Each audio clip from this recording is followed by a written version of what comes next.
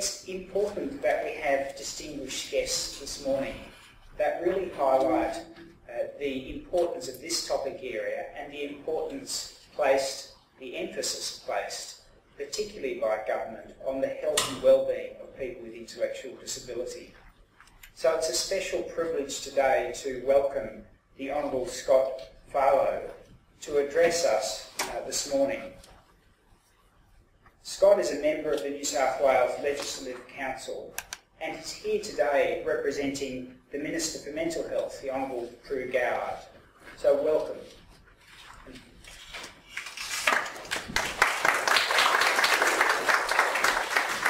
Thank you very much, Julian, for that introduction.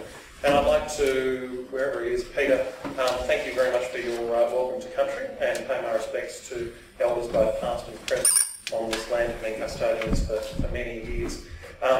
To Michael, I'd like to say thank you very much for being co-chair today and for the work that you do with the Council of Intellectual Disability in New South Wales, advocating for people who have an intellectual disability in our community. And Julian, I'd like to thank you very much for your work today in bringing this all together and for your work through many different facets, of course, and reading Julian's titles across a whole range of different areas. Chair of Intellectual Disability Mental Health, Head of Department of Disability Neuropsychiatry, and also Professor in the School of Psychiatry. It's quite obvious to see how busy Julian is, and to have you putting this together and putting your time and emphasis in this wonderful program shows the importance that you place on it, and also the community here at UNSW, and the New South Wales Government shares that interest as well. I'm here, of course, representing the Minister today, the Honourable Prue Goward, who's the Assistant Minister for Health and the Minister for Mental Health. And I also chair the Parliamentary Friends of Mental Health in the New South Wales Parliament. So it gives me it's a great pleasure and a privilege for me to be here to talk to you today. So, and particularly to be launching the Positive Cardiometabolic Health for people with an intellectual disability and early intervention framework. And it was great to be talking about how this is, in a sense, the second iteration of that framework, and how from small things, big things have grown, and how it's taken up and used all around the world. So the framework is, of course, an important step in improving outcomes for people with co-occurring intellectual disability and mental health issues.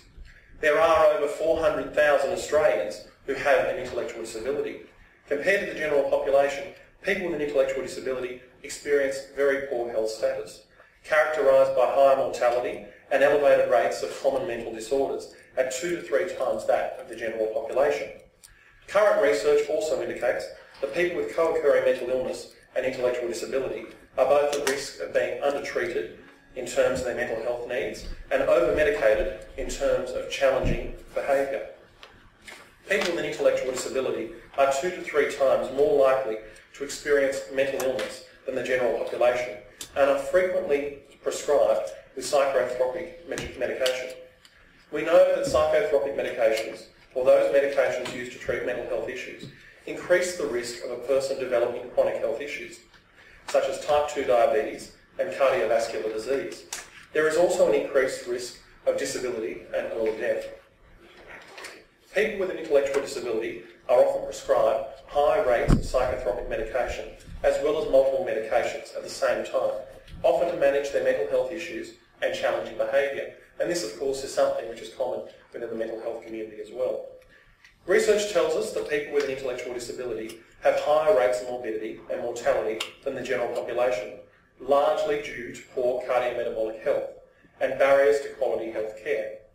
The New South Wales Government is committed to improving the situation and has recently announced a $2 million extension of funding to the Chair of Intellectual Disability and Mental Illness over 5 years to continue capacity building activities in this area. The framework aligns closely with the priorities outlined in the New South Wales Mental Health Commission's Living Well, a strategic plan for mental health in New South Wales from 2014 to 2024. As you're aware, Living Well provides a framework for reform which puts people at the heart of our mental health care system, not processes. Living Well identifies mental health and intellectual disability as a key area for enhancement of access to services and improved outcomes for people with mental illness their families and carers. In response to living well, the New South Wales Government is undertaking a decade-long whole-of-government enhancement of mental health care here in New South Wales. And the New South Wales Government will invest $1.8 billion for mental health services in 2016-2017. This increases the New South Wales Government's investment in mental health services by $106 million from last year's budget, which includes a specific focus particularly on suicide prevention, young people and community mental health services. The Early Intervention Framework being launched today is an important part of the ongoing commitment of the New South Wales Government to improved outcomes for people with an intellectual disability with co-occurring mental health issues. The groundbreaking work, led of course by Professor Julian Treloar, the Chair of Intellectual Disability Mental Health and Head of Department of Development, Disability, Neuropsychiatry here at the University of New South Wales. I'm sorry, that is a bit of a mouthful. But Professor Treloar is nationally and internationally respected for his valuable work in the area of intellectual disability and mental health in a diverse range of areas. Professor Treloar provides expert advice to New South Wales Intellectual Disability Health and mental health committees and networks, including those led by the Agency for Clinical Innovation and the New South Wales Ministry of Health.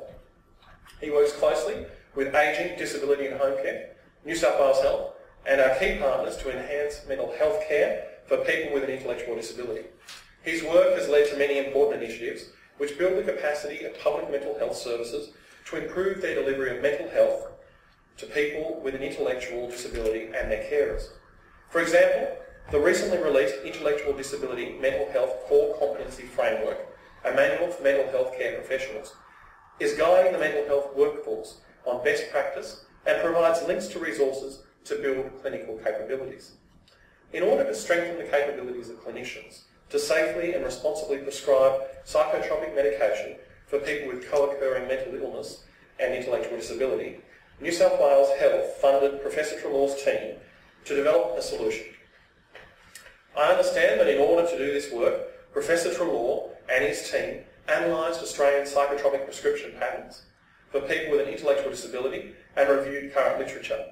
Based on this, the team developed a range of resources to support health and mental health professionals to address cardiometabolic risk factors in people with an intellectual disability.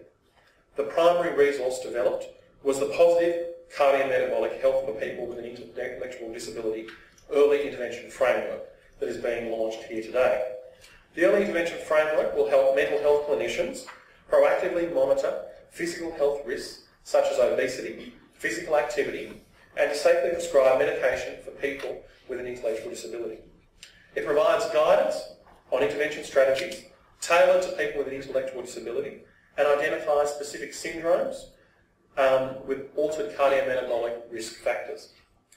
The framework will support public mental health services to deliver quality mental health care to people with an intellectual disability and mental illness across their lifespan.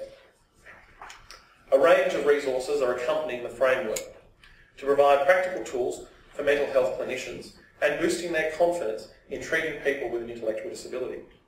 A suite of online resources created by Professor Treloar's team are already available, including 9 modules for specialist mental health clinicians that complement the framework. The valuable suite of evidence-based resources has the potential to significantly improve the health and well-being of people with co-occurring intellectual disability and mental health issues. Thank you for everyone here today for expressing your commitment by participating in this important launch here today and the panels that will be undertaken afterwards. I hope you will continue to be ambassadors for people with an intellectual disability in our community and also those with mental health issues through promoting and implementing the framework in your local services. It has been an honour to be here today to launch this framework, and it is an important step for New South Wales towards improving the lives of people with both mental illness and those with intellectual disability. Thank you for having me here today.